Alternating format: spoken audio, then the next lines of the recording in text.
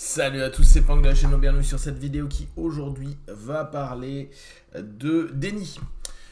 Il est toujours intéressant de se rendre compte que quand on commence à taffer sur soi, c'est qu'il y a un élément qui nous dérange, qui nous gêne. On se rend bien compte que des personnes qui sont dans le déni au quotidien, on en rencontre plein, mais tant qu'ils ne ressentent pas un mal-être ou un malaise sur quoi que ce soit qu'ils mettent en place, on peut complètement accepter cette notion de déni et de se dire la personne vit dans un prisme et dans une vision d'elle-même qui est très spécifique et à la limite, on s'en fout.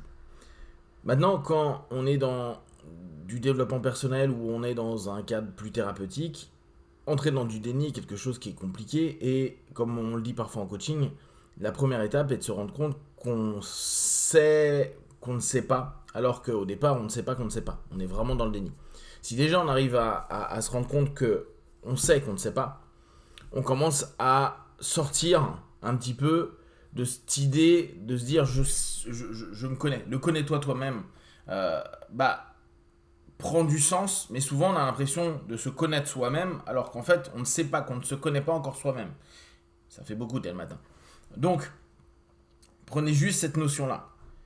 Beaucoup d'entre nous, on est dans un process où quelque chose dérange.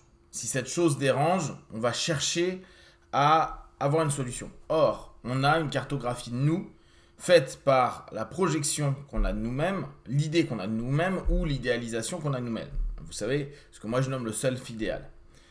Donc, il est déjà compliqué de savoir qui on est, le je suis, le moi. Il y a le self, c'est-à-dire la projection que je me fais de moi-même, et il y a l'idéalisation de cette projection que je me fais de moi-même. Ce qui fait que, très souvent, je suis dans une démarche où je ne sais pas que je ne sais pas, vu que je suis persuadé que je suis soit mon self idéalisé.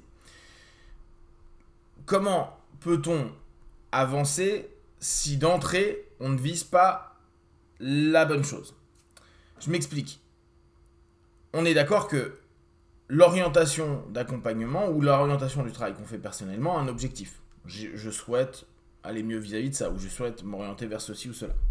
Seulement si on ne connaît pas notre point de départ, si on ne sait pas d'où on part, c'est-à-dire qu'on ne connaît pas l'ensemble des conditions initiales à notre volonté d'aller vers quelque part, même si c'est notre idéalisation de nous-mêmes, même si c'est illusoire, même si c'est quelque chose que peut-être on n'atteindra jamais. Si on ne sait pas d'où on part, ou si on pense être à un endroit alors qu'en fait on ne l'est pas du tout, ça risque d'être compliqué.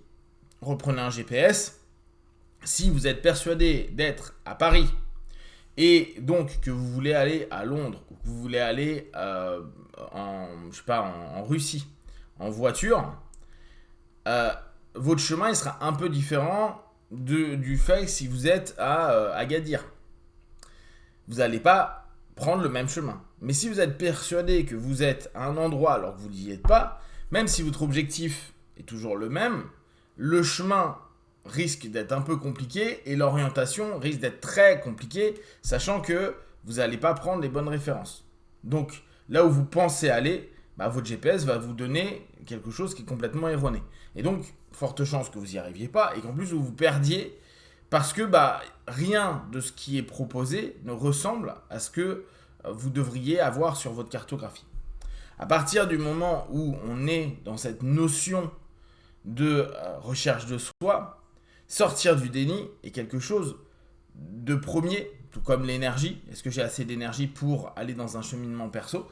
Se dire qu'est-ce que je suis est quelque chose d'utile. Alors bien sûr, la question est philosophique, la question est psychologique aussi, et savoir qui on est, c'est un chouïa compliqué, un chouïa long, même si on a tous raison sur ce que l'on est. Après, le problème c'est, est-ce que je me fais pas, je surdimensionne pas des éléments, ou est-ce qu'il y a des choses que clairement je n'ai jamais identifiées, et là, ça peut un peu brasser l'idée que je peux me faire de moi-même.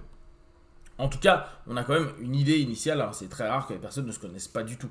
On se connaît dans des situations, on se connaît dans des émotions, on se connaît dans des comportements, on se connaît dans des réflexions. Donc, on n'est jamais un inconnu à nous-mêmes.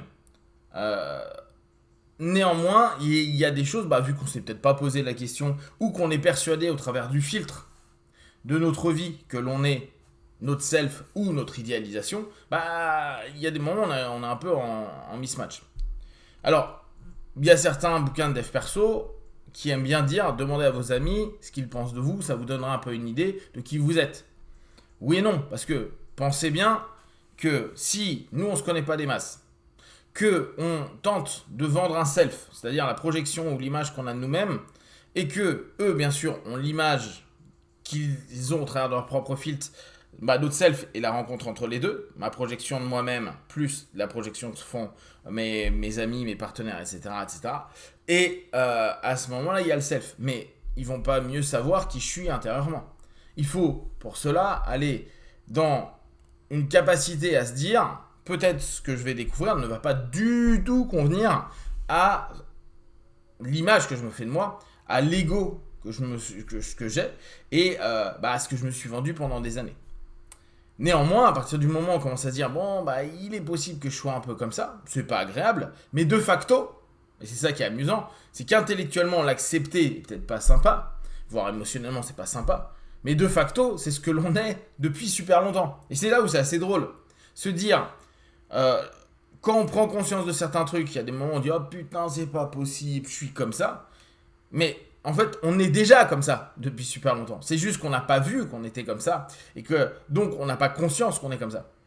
Et apparemment, si vous êtes encore là ou vous êtes dans un travail de dev perso ou que vous êtes en train de mûrir sur vous, c'est que c'est pas si problématique que ça. En tout cas, vous avez la preuve à 100% que vous pouvez vivre avec cet aspect de vous qui ne vous plaît pas, ou en tout cas qui, quand vous êtes en train de le réaliser, se dit c'est pas hyper ok, c'est pas l'image que je me faisais de moi. Mais c'est pas un vrai problème. C'est un problème d'acceptation, où là c'est un peu long, mais factuellement, dans votre quotidien, ça ne change rien. Donc, savoir d'où on part pour savoir où on va. Connaître un petit peu son terrain pour pouvoir éviter de se raconter trop d'histoires. Et là, on rebondit sur un autre schéma, étant donné parfois on est dans des éléments où on nie ce que l'on est, on va avoir cette dynamique de storytelling. On va se raconter des histoires pour se rapprocher soit de son self idéalisé. Mais ces histoires, c'est juste du bullshit. C'est pour ça que c'est d'autant plus facile de le travailler en accompagnement, parce que la plupart du temps, les recadrages qu'on va faire, ça va être un peu comme ce qu'ils appelaient en PNL à l'époque du reimprinting, vous savez, de la réécriture potentielle de ton histoire de vie. D'ailleurs, c'est intéressant pour les personnes qui suivent un petit peu la série sur la méthode Silva. Il y a tout un chapitre dans le bouquin, c'est dans celui-ci, ouais, c'est dans celui-ci-là, où il parle de réécrire son histoire de vie. C'est un peu ce qu'on retrouve en PNL, c'est un peu ce qu'on retrouve dans d'autres systèmes. Dire en gros, ce que j'ai vécu, vu que ça m'impacte psychologiquement et émotionnellement parlant, je vais un peu le retravailler, je vais le submodaliser, je vais recréer un storytelling qui va me convenir pour que ce soit le plus apaisant possible. Donc en plus, stratégiquement, les systèmes proposent cette notion de rentrer dans un faux, dans une forme de déni, de remplacement d'idées. Mais c'est une stratégie qui nous est naturelle. Notre mémoire modifie à chaque fois les faits à mesure qu'on s'en souvient. Par contre, on sait malheureusement que sur certains traumas, il y a des moments où on est figé dans un circuit, même si l'histoire n'est plus vraiment celle qu'on est en train de se raconter, mais on est figé dans un circuit, ce qui fait qu'on est constamment en train de réactiver le pattern. Et l'idée étant, bien sûr, de déstructurer cette notion-là, mais c'est toujours un peu compliqué. Donc, savoir qui l'on est et sortir d'un déni, ouais, ça nous permet d'avoir un point de départ, ça nous permet de pouvoir accepter un ensemble d'éléments. Néanmoins, et là c'est un des paradoxes aussi sur lequel on peut complètement s'interroger dans l'accompagnement, il y a un nombre de techniques qui va bosser sur le storytelling et sur la mémoire de l'image qu'on se fait de ce qu'on a vécu ou de ce que l'on est pour devenir quelque chose qu'on n'est pas, vu que de facto, on est en train de réinventer, réécrire la personne qu'on veut devenir. Vous savez, la fameuse truc que vous savez que j'adore tous, la meilleure version de vous-même, blablabla. Mais en fait, non. On est ce que l'on est et on est rarement ce que l'on souhaite devenir dans le fantasme de ce que l'on veut, dans le self-idéalisé. Donc, à ce moment-là, c'est modifier ce que l'on est et potentiellement aller dans un déni de ce que l'on est. Oui, mais regarde, dans les faits, j'ai fait ça. Mais c'est vrai, c'est cool, mais tu es toujours ce que tu es. Mais on va remplacer l'être pour aller vers du faire et de l'avoir. Là encore, c'est pas mieux ou moins bien, c'est juste une stratégie. Et dès lors, on sait où on se ment, où on nie certaines facettes de soi qui nous ont permis de faire et d'avoir, mais qui est peut-être pas l'histoire qu'on veut se raconter. Donc tout notre cheminement va se baser, nous en tant que praticiens, dans un premier temps, de pouvoir permettre à notre partenaire de sortir un peu du déni pour pouvoir, dès lors, travailler sur des choses bien plus concrètes que des images qui sont souvent même problématiques. C'est souvent avec cette motivation qui viennent en session. Et à partir de là, leur permettre d'aller travailler sur certains éléments qui vont peut-être être plus compliqués parce que plus inacceptables au départ, mais au bout du compte, qui nous permettent d'aller réellement quelque chose parce qu'on n'est pas en train de nier. Le problème parfois, c'est qu'on fait travailler des personnes sur des éléments, ils prennent conscience de quelque chose, puis ça se barre, ils retournent dans le déni, ils s'en souviennent même plus, ce qui fait que quand on retourne dessus, ce qui devrait être validé, je suis comme ceci, redevient un ah ouais c'est vrai, ah oh, et c'est comme si à ce moment-là ils étaient en train de redécouvrir, ce qui fait que c'est pas encore intégré. Et la notion d'intégration de ce que l'on peut être à un moment donné et capter ce que l'on est, bah ça demande un certain temps pour le partenaire ou pour nous quand on le bosse personnellement. Voilà, si vous avez des questions d'armes à repartager sur Facebook, YouTube, je répondrai le plus rapidement possible comme d'habitude de tout ce que je propose. Ne prenez que ce qui est bon juste pour vous. Testez, analysez et concluez. Voilà, ciao.